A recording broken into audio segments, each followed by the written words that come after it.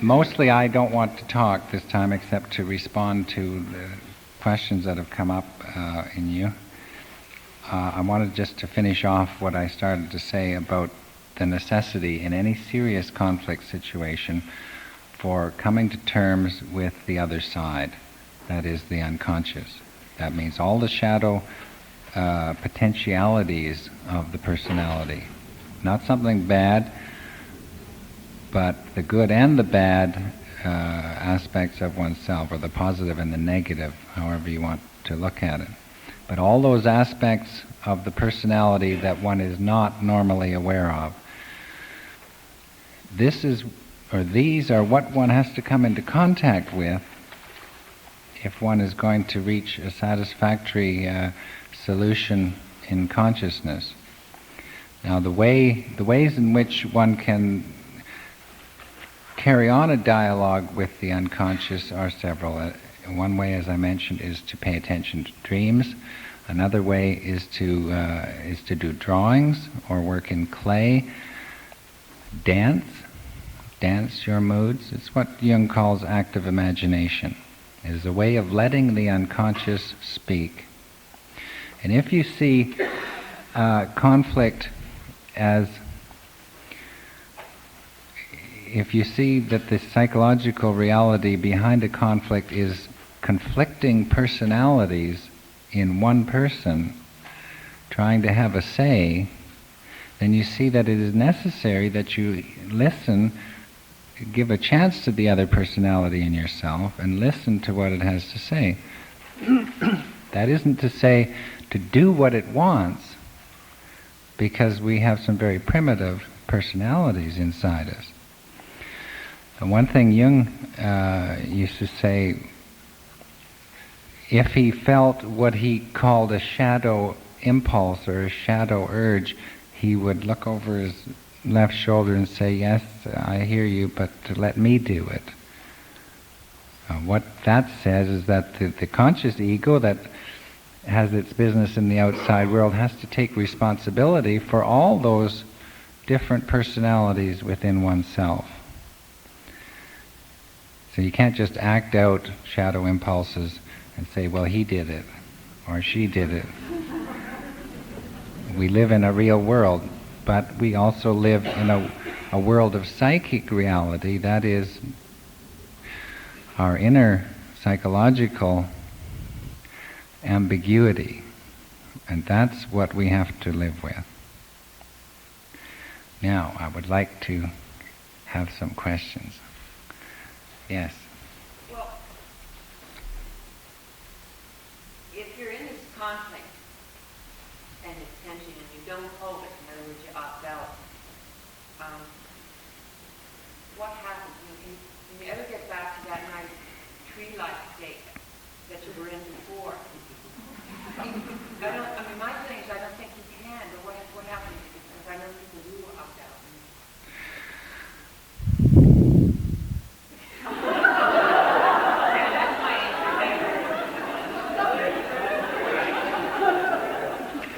There's a nice passage in Jung's 2 essays where he talks about the naivety of imagining that a sophisticated person can go back to hoeing his turnips. It's an interesting idea. If you can do it, then go ahead. But as he points out, it doesn't work. So after a period of evading or avoiding coming to terms with the conflict, if one has some moral integrity, one is eventually driven to deal with what is a personal psychological problem, and not put it out on to the neighbors or the children or the employer or Russia. Jung goes as far as to say in one set of essays that whether or not there is a third world war that will wipe out the human race depends on how many people can hold the tension of the opposites within themselves and not project the other side of themselves onto another nation. Yes? You made a comment about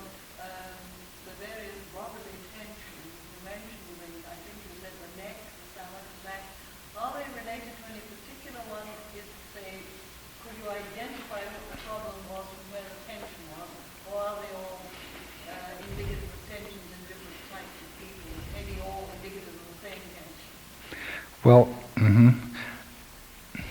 I find it almost impossible to speak in generalities when I'm talking about psychology, but they all indicate problems that probably are not sufficiently conscious. And anyone working in psychoanalysis or any kind of depth therapy is aware that symptoms disappear as if by magic, even without paying much attention to them.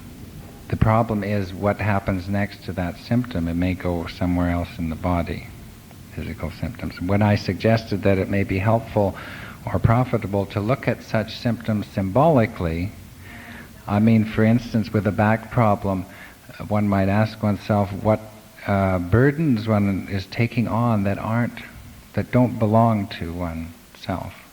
And do you think that, say, a stiff neck would be a pain in the neck, as it were? Could be. There are a lot of colloquial expressions that ring very true in such situations. The neck, too, as a connection between the head and the body, also speaks volumes about a problem in the bridge between consciousness, which we associate with the head, and the body.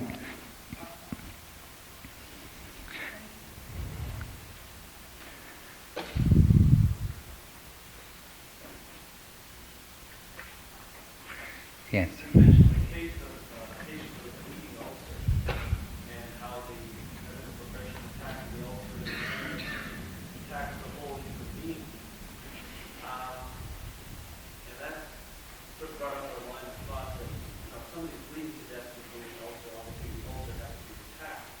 But once the vagus nerve is cut in the stomach, the ulcer will heal, but the conflict in the mind is still there. So then, what happens after that? They, in a sense, opted out their conflict. Well, not necessarily. Of course, I would certainly recommend that anyone with a bleeding ulcer go to a medical doctor. You know, if someone comes to me for analysis, one of the first things I generally try to determine is what physical symptoms are associated with, or that they're involved with. And I really like to work with people who have a good medical opinion about whatever physical symptoms they have. One mustn't forget that men and women are also animals, and things go wrong in the body. Once having established that there may be no real physiological reason for a physical symptom, then one can start to look at the symptom symbolically. Now, with the bleeding ulcers, things have gone very far, I would say, in such a case, and they should certainly have it looked at. Having cured that bleeding ulcer, it may come out in something else, deafness, for instance, or an automobile accident. It depends on what action one takes in terms of finding out what is happening in your life.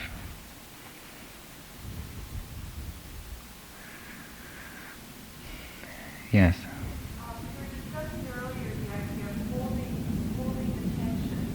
What defines oneself in that kind of conflict situation? By holding the tension, I'm wondering in concrete terms, does that mean not discussing it with other people, not containing the tension totally, or just let it out and manifest in some form? Well, it depends on the circumstances. On the whole, I think that in maintaining the tension means what they call in alchemy keeping the vessel boiling or keeping it warm. And when you let it out to other people, especially if you're in analysis, you know, where you have a natural container in the analytic setting for the emotion and the pain and so on, then you're letting off some of the pressure when you complain to friends and neighbors who really aren't interested anyway. They have their own lives to deal with, and they'd probably rather not hear your sorrows.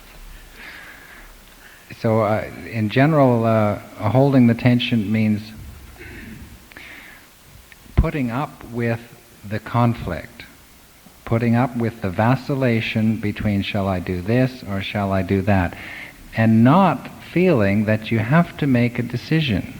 Now, as a friend pointed out to me in the intermission, when you take that position that you don't have to act, you are taking a position that is not collectively sanctioned, because our society expects us to be able to make a decision and to do so. And if you don't, you are just, you're unable to, and there's something wrong with you. What I'm suggesting is that if you don't know if you're not sure of what you're going to do, then do nothing. Buy time in some way or other. But don't you think that people, a person can be in a situation a great deal of the time?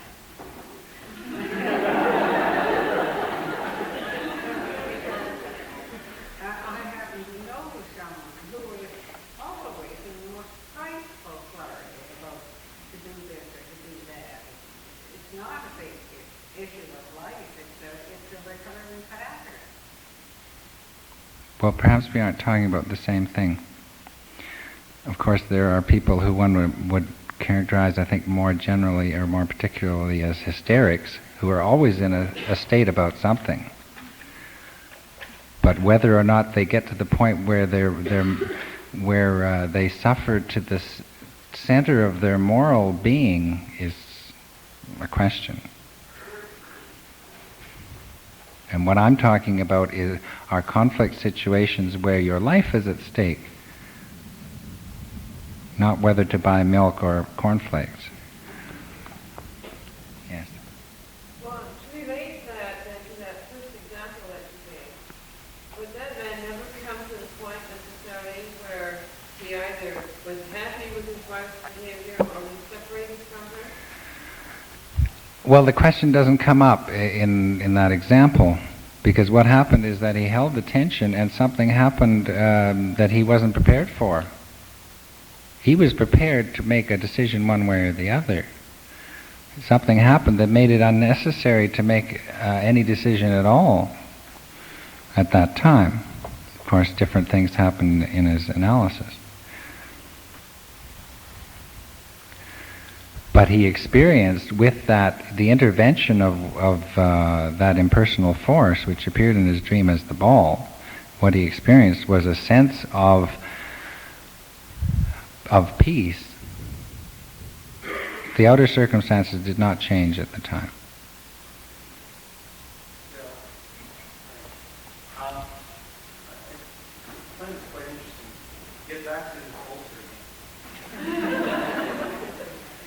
The person has a conflict, and they're holding the conflict, but something gives way. Now, what are they supposed to do? What is the answer? Go to a doctor. They isn't quite that bad. How do they get out of, I mean, if they go to, say, South America or go to Hawaii and get away from their family environment, they jump out of the conflict. Yes? They get over their ulcer. In other words, what's the solution? Well, That conflict? you're asking the wrong question. Give me the right answer.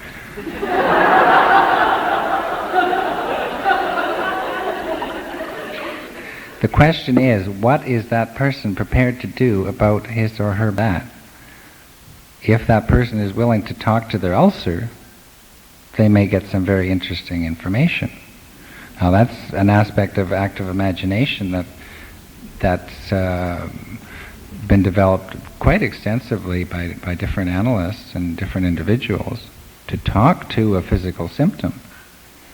There was an analyst in Zurich, quite amused. He really caused quite a stir in one lecture where he was talking about impotence.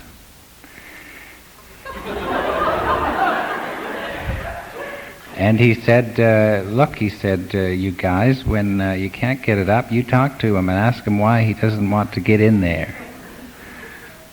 Because he may have a different idea from yourself.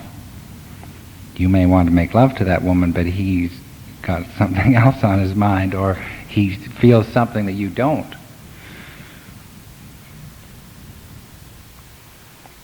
Is that any help?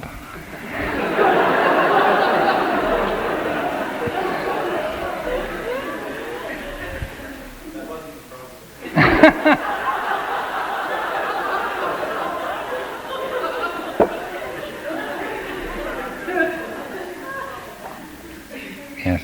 I'm wondering where symptom-oriented therapies like immune modification or some hypnotic techniques have to do with this. As you said, analysis would be too concerned with symptomology. So you could have someone in there, for instance, going in for obesity and remaining obese for the rest of their lives while they're doing that treatment. And I'm wondering where the line is between being forced to confront yourself with this conflict and trusting to the moral integrity and kind of getting rid of some of your more pressing life problems with other techniques. Where does copping out end and just taking care of yourself begin? Oh, they're concurrent. I mean, taking care of yourself is being in the process and being concerned about what is happening in your body, in your relationships, in every aspect of your life. It necessarily always involves conflicts. Harmony is an ideal condition. Okay, as a therapist, if somebody came in to me and said, to take an instance, example, my wife's going to leave me if I don't start making some things. Do you say, well, this calls for 2 years of twice-a-week analysis, or do you say, get into this program and try and make it in a few weeks, and then go on with it? Well, I'm not...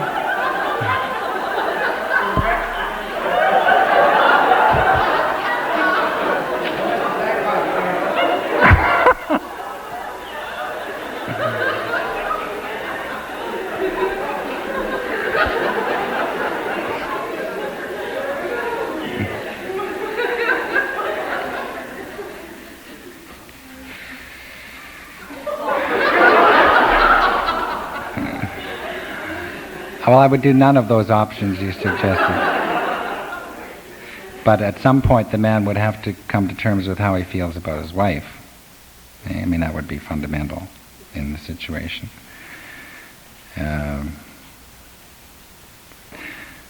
He might know, but he might be afraid to admit to consciousness his feelings. Remember, when I talk about a conflict that is unconscious, the reason that it's unconscious is that these insights and realizations about oneself are not compatible. I mean, these potential insights and realizations are not compatible with the ego position. And to admit them to consciousness creates a conflict, makes the conflict inescapable. If this man that I'm talking about, if an idea came up that he didn't actually love his wife, now if that were true and he could say, yes, that's true, and he wouldn't have any conflict anymore, then he could leave her. But it's precisely because he loves or thinks he loves his wife that he has a conflict. Now, I may discover after some time and analysis, as this man in fact did, that who married his wife was a complex of his, was another personality that he, during analysis, became very objective about and didn't want to be involved with that woman anymore. Now that happens in analysis, but it happens just as often that relationships prosper. Of course, I was just going to say, Rob, that in any relationship situation, if one person is in analysis and the other isn't, it often produces intolerable strains on the relationship, because the one who is in analysis is becoming conscious of unconscious things that are happening between the two and has to bear all the responsibility for the relationship. So it's more likely, if both partners aren't in analysis, that the relationship will break up. That's just statistical. what you were saying sounded to me extraordinarily like some of the early recorded cases of Sigmund Freud, in which he, like the famous case of the girl who had paralysis in the arm because she wanted to murder somebody or hurt them very bad. I presume that's very much the same sort of thing. Well, sure. Jungian analysis and Jung himself never discounted Freud's insights about what happens in terms of unconscious, what do they call it, conversion symptoms. Right? You want to do something, but you can't. The conscious attitude can't live with it, so you repress it, and it comes out in your arm being paralyzed, for instance, or you run into a tree with your automobile.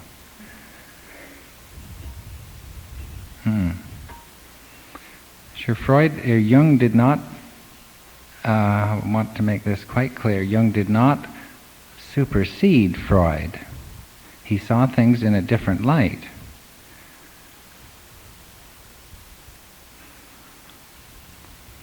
But Jung went even further to say that for the first half of life, really an orthodox Freudian analysis was quite adequate. And there aren't many people that you meet at whatever age who are in the second half of life. By which I mean that there are people in their 30s, 40s, 50s, and 60s who are still working out the problems that one would ideally associate with the first half of life. That is, developing a strong ego and molding the world to their bidding, so to speak. Getting a strong enough ego to stand the kind of conflicts that I'm talking about. Yes? What kind of advice would you give to a parent who let our children be freer to develop in a healthy way,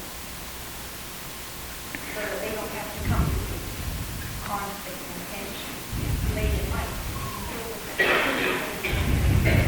Well, one of the things I notice in myself and in other parents is the inclination to save our children from conflict situations. Okay? Don't expose them to something where they're going to be confused and have conflicting attitudes. I don't think that is necessary. Let them experience a different situation and make what they can of it. I mean, that is in the service of developing an ego.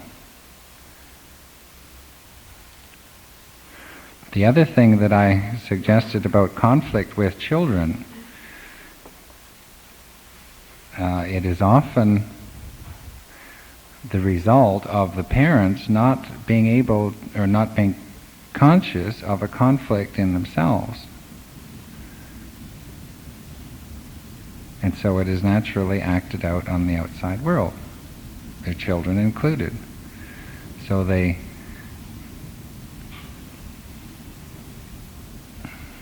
it's enough if I won't say any more about that.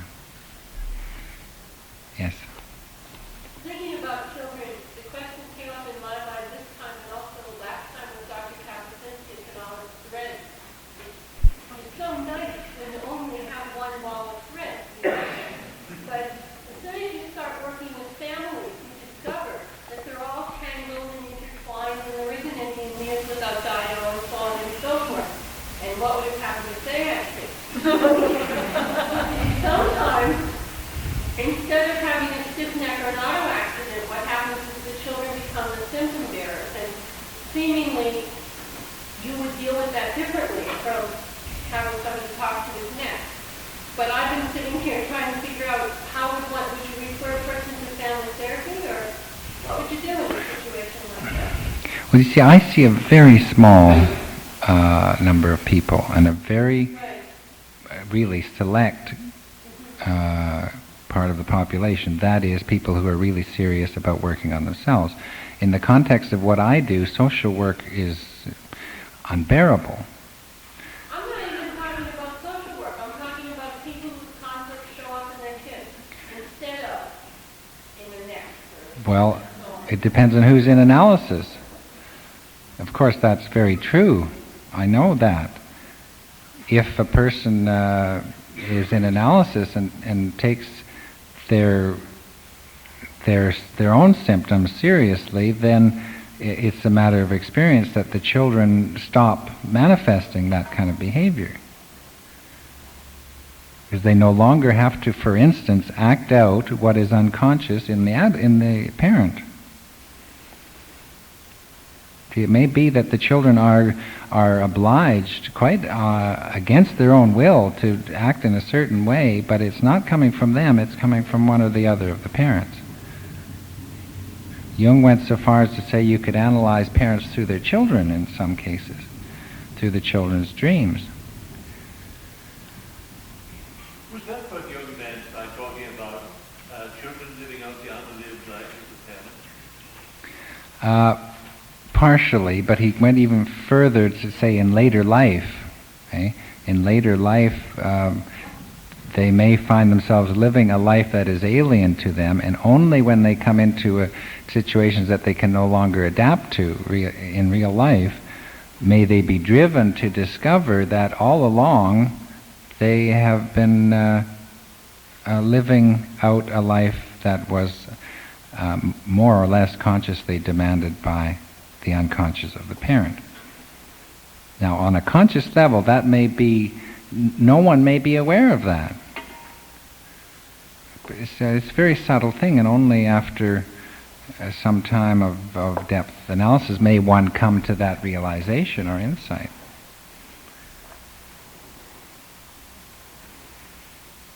Yes? I have no background in medicine, but it's been on my mind for a while that when you were talking about symptoms of physiological damage being done as a result of some psychic imbalance or whatever, I always wonder about the prevalence of cancer in North America.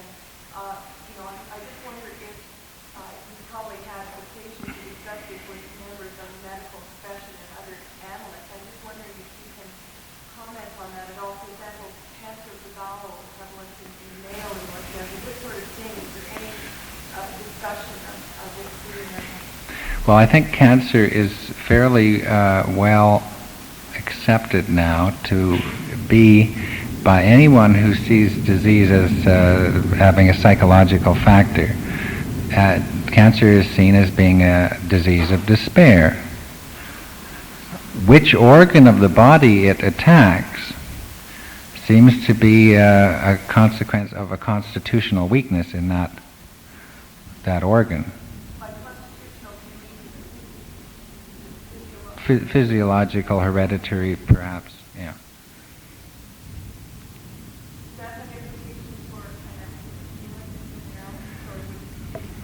Well, it depends on when it's dealt with. In Mrs. Woodman's book on obesity, one of the persons she worked with died of cancer after she'd been in analysis a couple of years. So far as to say that analysis is going to cure cancer, that would be foolish. But there have been articles written by other analysts, Jungians and Freudians, which investigate the psychological factors that lie behind cancer. It's certainly not something one could look on as an eventual cure for cancer. Psychoanalysis, I don't think so. There are too many problematical factors. Are you ruling, my understanding, are you ruling out the symbolic manifestations of a certain area of the body? You're saying it's there and it attacks you where you're weak physically? Are you saying? No, I didn't mean. You're quite right. I didn't mean to say that that the symbolic nature of that organ may not be involved too. I hate to, here in the Academy of Medicine, I don't think we can say such things as cancer is, I can see that cancer would cause despair, but to say that it's caused by despair, I'd like to see the scientific evidence for that. Well, okay, I mean, I'm not a medical doctor either. Viruses can cause cancer in mice, and chemicals will cause cancer in the skin. We can show this kind of thing. All right, what we don't know is why one person is susceptible to cancer and not someone else when they may have the same living habits. I wouldn't by any means try to convince anyone that cancer was a psychological thing. But it is well known that there are psychological factors to many instances of cancer. No one will quarrel with that, and that's as far as I would go. Yes.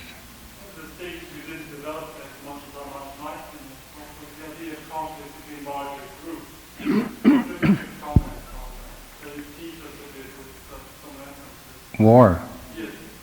Well, look at the Second World War. Look at the First World War. It's really a rather better example, I think, where one side is projecting into the other side all the shadow characteristics that they won't admit to themselves. I mean, the British are just as Teutonic as the Germans. And the Germans are just as conservative as the British.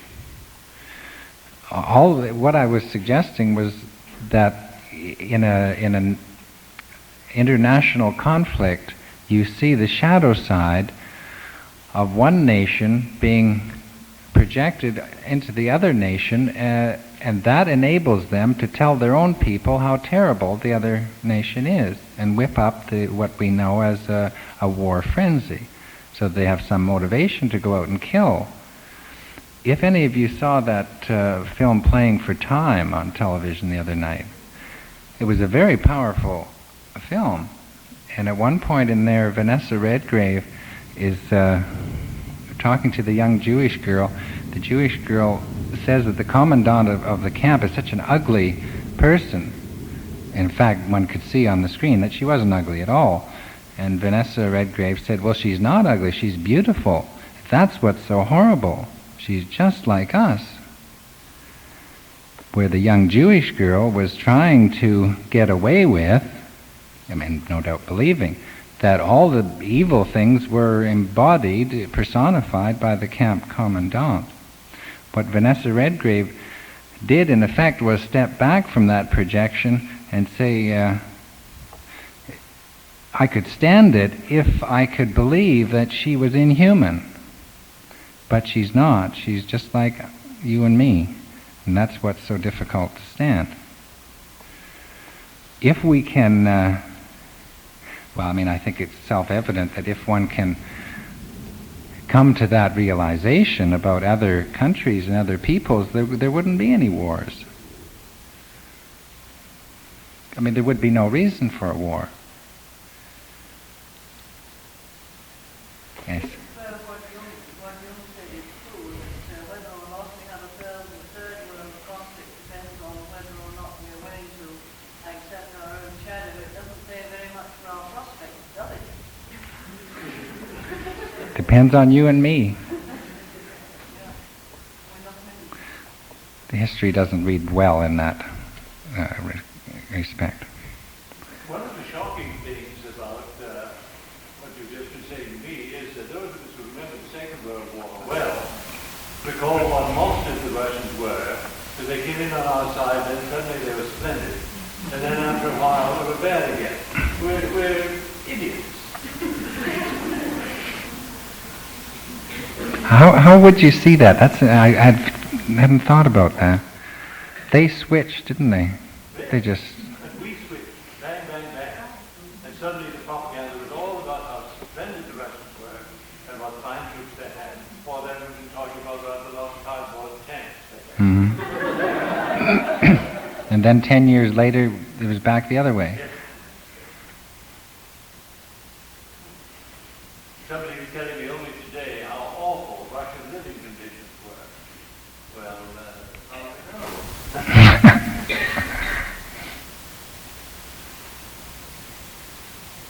I know that jam in the tea.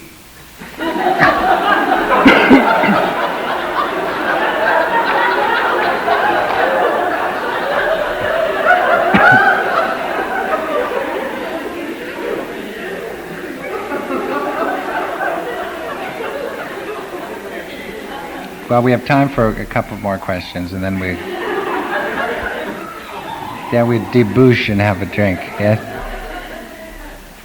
You talked about the imperative for consciousness being more related to feelings rather than intelligence or the thinking function. And that statement, as well as some other things that seem to be intimated in what you have said, seem to give a primacy to the feeling function. Could you say something about that?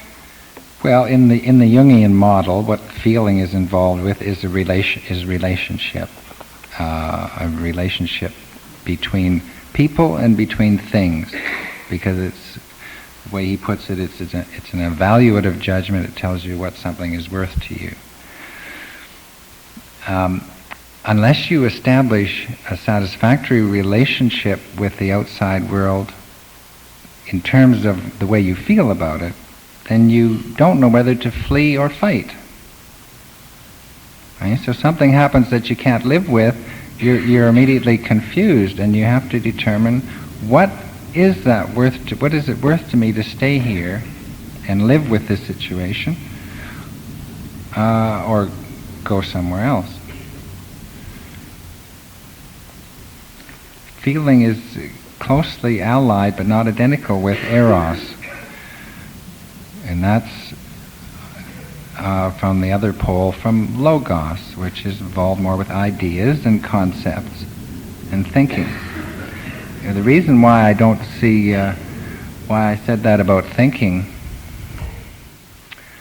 was that thinking can be the greatest enemy to resolving a conflict, because the whole conflict gets caught in the head and gets spun around and around and around. Von Franz identifies that in the Puer Aeternus book as a consequence of the mother complex, which comes in at the moment when action is required, comes in to make one dither and blather, because it keeps the child a child. Yes. I would very much like to know in what way Jungian consciousness may be regarded, if it is, as superior to, say, the consciousness of somebody like Neapolitan. Well, I mean, there is no such thing as Jungian consciousness. There is the model that Jung used to get a handle on what was happening in the psyche. So I don't know exactly what you mean. I mean, Jung had no monopoly on being conscious. He had a way of looking at difficulties in life and in himself.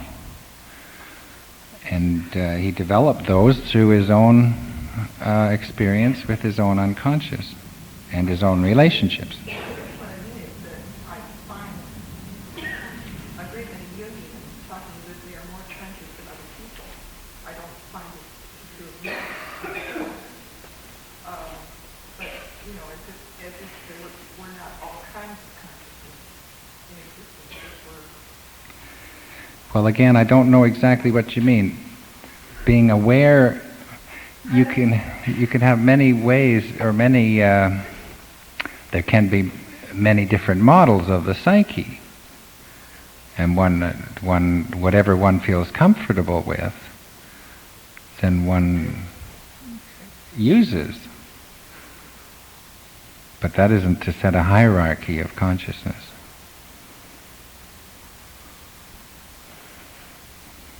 Yes. Just to go back to Linda's question again, are you saying that the feeling function then is more often aligned with the transcendent? I'm saying that, yeah, that's what I'm saying. It seems to be more what is necessary to constellate in order to for the transcendent function to manifest. But then what does that have to do with the functioning of the individual? I mean, does that mean that they have, because I've heard that too, that individuation is more common to one readily if you use your superior function. What if your superior function is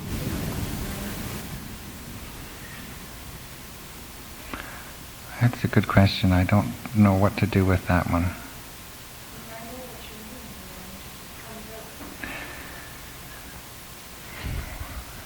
You see, if one's superior function, you're asking questions that I can't answer, because if your superior function is feeling, then the difficulties you will have in life will have to do with thinking. It's opposite. But I just can't conceive of this model that you're talking about, where one upper core function is really set apart in the process.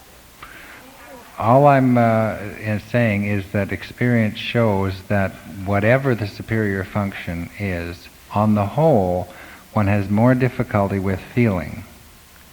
Because even a person who has a superior function of feeling is, until they have differentiated the feeling from emotion, can't be said to be functioning in a satisfactory feeling way. And remember that emotion, affect, contaminates all the functions. So with an undifferentiated person, it's just a bowl of soup, no matter what their superior function is.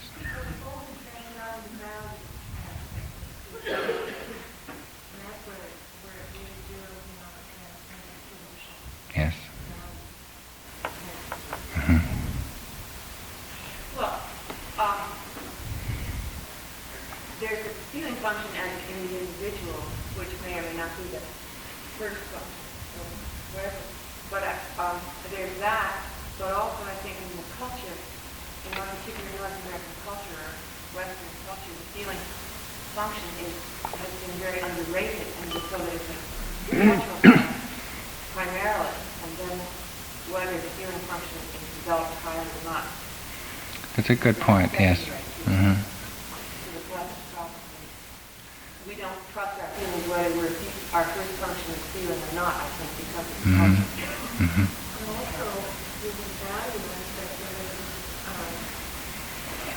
differentiates it from the collective, because it's the individual value. It's the individual value that has to be determined when you get involved with a solution for an individual conflict. Yeah.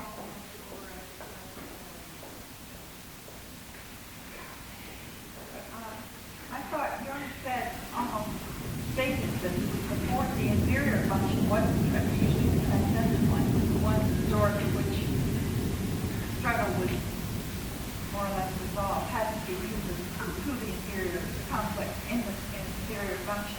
I'll have to look that up. Huh? I'll have to look that up. He does say that on the whole, the difficulties in life that one comes across, you stumble over your shadow, and that is involves the inferior function. Yeah. Yes, he does say that. He does say that. I don't think it's incompatible with what I said about feeling. It may be one of those paradoxes we have to live with. Yes.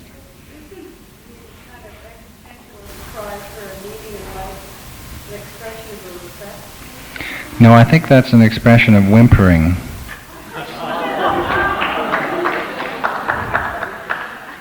I think we better stop now. Thank you very much.